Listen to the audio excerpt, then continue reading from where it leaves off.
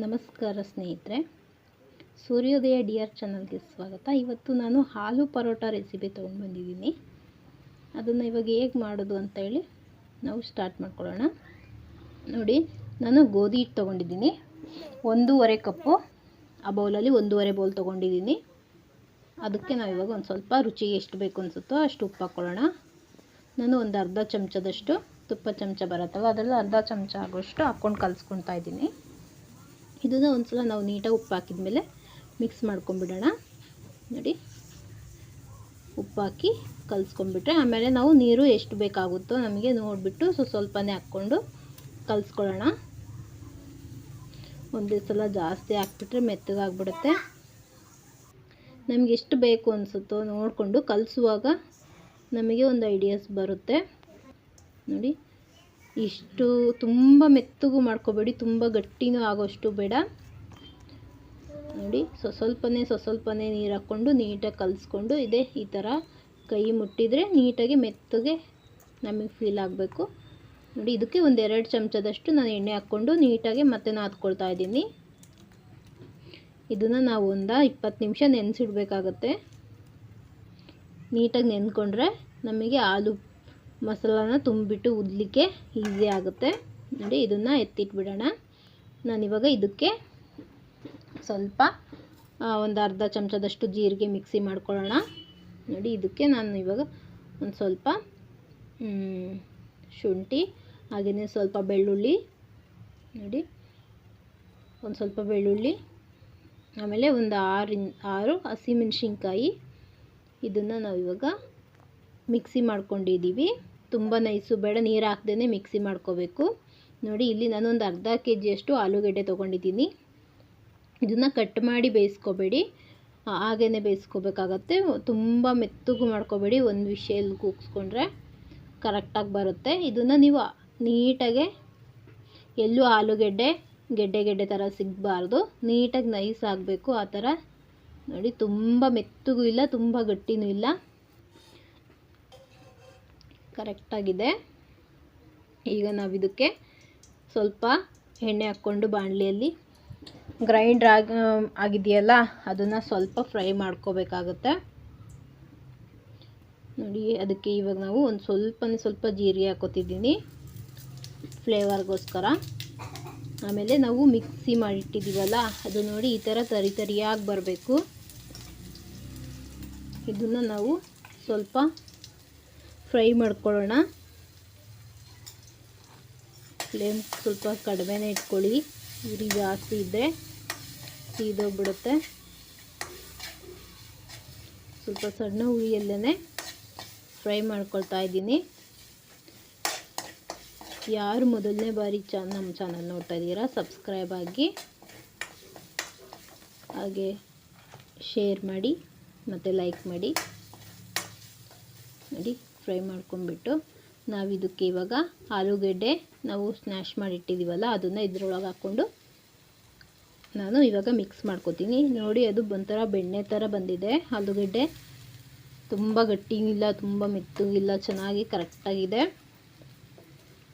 ನಾವು ಪಲ್ಯಕ್ಕೆಲ್ಲ ಮಾಡ್ಕೊತೀವಲ್ಲ ಆ ಥರ ಏನು ಬೇಡ, ಸ್ವಲ್ಪ ಗಟ್ಟಿ ಇದ್ದರೆ ಚೆನ್ನಾಗಿರುತ್ತೆ. ಉರಿ ನಾವು ಸ್ವಲ್ಪ ಸಣ್ಣ, ಅದು ತಳ ಹಿಡಿತಾ ಇದೆ ಅಲ್ವಾ. ನಾನು ಇವಾಗ ಇದನ್ನು ಎಕ್ಸ್ಟ್ರಾ ಮತ್ತೆ ಬೇರೆ ಪ್ಯಾನಲ್ಲಿ ಕೂಡ ಹಾಕ್ಕೊಂಡು ಮಾಡ್ಕೊತೀನಿ. ಇದು ಇಷ್ಟ ಆದಮೇಲೆ ನೋಡಿ, ನೀಟಾಗಿ ಮಿಕ್ಸ್ ಮಾಡ್ಕೊಂಬಿಡೋಣ. ನಾವಿವಾಗ ಇದಕ್ಕೆ ನೀಟಾಗಿ ಮಿಕ್ಸ್ ಆದಮೇಲೆ ನಾನು ಇದಕ್ಕೆ ನಿಮಗೆ ರುಚಿಗೆ ಎಷ್ಟು ಬೇಕಾಗುತ್ತೋ ಅಷ್ಟು ಉಪ್ಪು ಹಾಕ್ಕೊಳ್ಬೇಕು. ಅಂದರೆ ನಾನು ಅರ್ಧ ಚಮಚದಷ್ಟು ಹಾಕ್ಕೊಂಡಿದ್ದೀನಿ.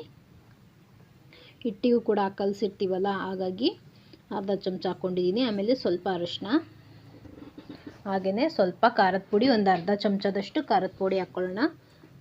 ಇವಾಗ ಹಸಿಮೆಣ್ಸಿನ್ಕಾಯಿ ಕೂಡ ಹಾಕಿರ್ತೀವಲ್ವ, ನಿಮಗೆ ನೋಡಿ ಎಷ್ಟು ಖಾರ ಬೇಕಾಗುತ್ತೋ ಅಷ್ಟು ನೋಡಿ ಹಾಕ್ಕೋಬೋದು. ಇವಾಗ ಇದಕ್ಕೆ ನಾವು ಸ್ವಲ್ಪ ಗರಂ ಮಸಾಲ ಹಾಕ್ಕೊತಿದ್ದೀನಿ, ಒಂದು ಚಮಚದಷ್ಟು. ನೋಡಿ, ಇವಾಗ ಇದನ್ನು ನಾನು ಇದಕ್ಕೆ ಸ್ವಲ್ಪ ಕಸ್ತೂರಿ ಮೇಥಿ ತೊಗೊಂಡಿದ್ದೀನಿ. ಕಸ್ತೂರಿ ಮೇಥಿ ಎಲ್ಲ ಸ್ವಲ್ಪ ಹಾಕಿದರೆ ಚೆನ್ನಾಗಿ ಟೇಸ್ಟ್ ಬರುತ್ತೆ. ಹಾಗಾಗಿ ಹಾಕ್ಕೊಂಡ್ಬಿಟ್ಟು ನೋಡಿ, ನಾನು ಎಕ್ಸ್ಟ್ರಾ ಬೇರೆ ಇದರಲ್ಲಿ ಹಾಕ್ಕೊಂಡಿದ್ದೀನಿ. ಇದರಲ್ಲಾದರೆ ತಳ ಹಿಡಿಯೋದಿಲ್ಲ ಅಂತ ಹೇಳಿ ನೀಟಾಗಿ ಮಿಕ್ಸ್ ಮಾಡ್ಕೋಬೇಕು. ಇವಾಗ ನಾವು ಮಿಕ್ಸ್ ಮಾಡಾದಮೇಲೆ ನಾನು ಇದಕ್ಕೆ ಒಂದು ಸ್ವಲ್ಪನೇ ಒಂದು 1/4 ಸ್ಪೂನು ಅಲ್ಲ, ಅದಕ್ಕಿಂತ ಸ್ವಲ್ಪ ಕಮ್ಮಿನೇ ಹಾಕ್ಕೊಂಡಿದ್ದೀನಿ ಜೀರಿಗೆ ಸ್ವಲ್ಪ. ಆಮೇಲೆ ನಾವು ಒಂದು ಸ್ವಲ್ಪ ಅಜ್ವಾನ ತೊಗೊಂಡು ಈ ಥರ ಉಜ್ಜಿಬಿಟ್ಟು ಹಾಕ್ಕೊಂಡ್ರೆ ಚೆನ್ನಾಗಿರುತ್ತೆ, ಫ್ಲೇವರಲ್ಲಿ ತಿನ್ನುವಾಗ ಬಾಯಿಗೆ ಚೆನ್ನಾಗಿ ಸಿಗುತ್ತೆ. ಹಾಗಾಗಿ ಆಮೇಲೆ ಒಂದು 1/4 ಚಮಚದಷ್ಟು ಸೋಂಪು ಹಾಕ್ಕೊಂಡಿದ್ದೀನಿ. ಈಗ ಇದನ್ನು ನಾವು ನೀಟಾಗಿ ಮಿಕ್ಸ್ ಮಾಡ್ಕೋಬೇಕಾಗತ್ತೆ. ಆಮೇಲೆ ಕೊತ್ತಂಬರಿ ಸೊಪ್ಪು ತುಂಬ ಸಣ್ಣದಾಗಿ ಕಟ್ ಮಾಡಿ ಇಟ್ಕೊಳ್ಳಿ.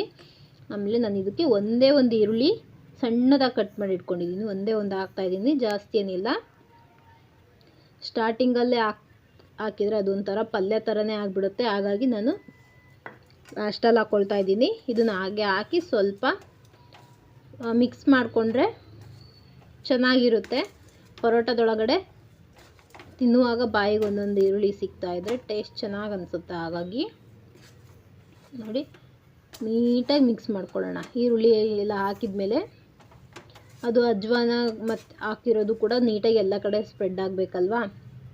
ಇದಾದಮೇಲೆ ನೋಡಿ ನಾವು ಇದಕ್ಕೊಂದು ಅರ್ಧ ನಿಂಬೆಹಣ್ಣು ಹಿಂಡ್ಕೊಂಬಿಡೋಣ, ಟೇಸ್ಟ್ ಚೆನ್ನಾಗಿ ಸಿಗುತ್ತೆ ಬಾಯಿಗೆ. ಹಾಗಾಗಿ ಒಂದು ಅರ್ಧ ನಿಂಬೆಹಣ್ಣು ಹಾಕ್ತಾಯಿದ್ದೀವಿ.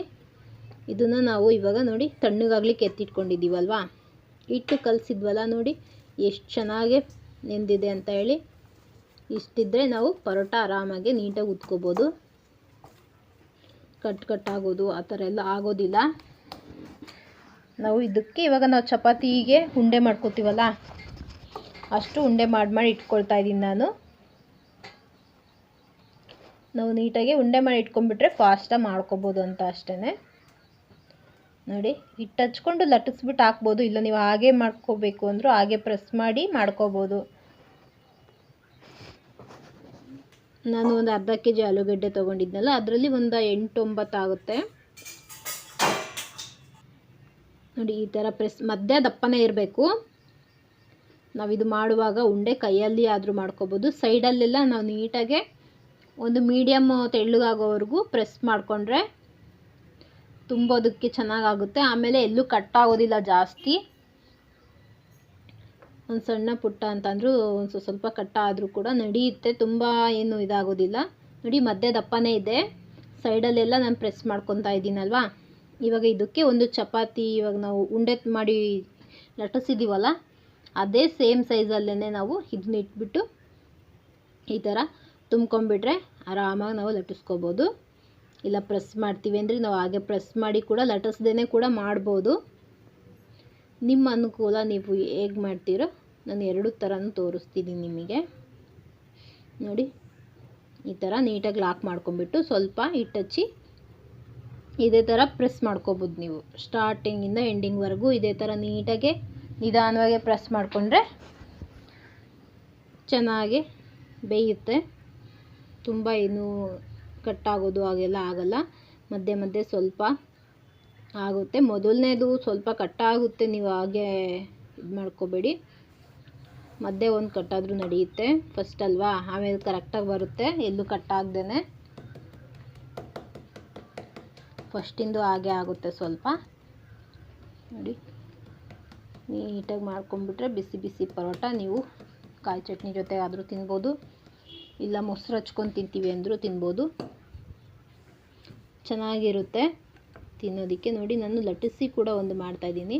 ತುಂಬ ಈಸಿನೇ ಅನಿಸುತ್ತೆ ಲಟ್ಟಿಸಿದ್ರೆ, ಎಲ್ಲೂ ಕಟ್ಟಾಗೋದಿಲ್ಲ ಏನಿಲ್ಲ, ತುಂಬ ಚೆನ್ನಾಗಿರುತ್ತೆ ತಿನ್ನೋದಕ್ಕೆ ಟೇಸ್ಟು.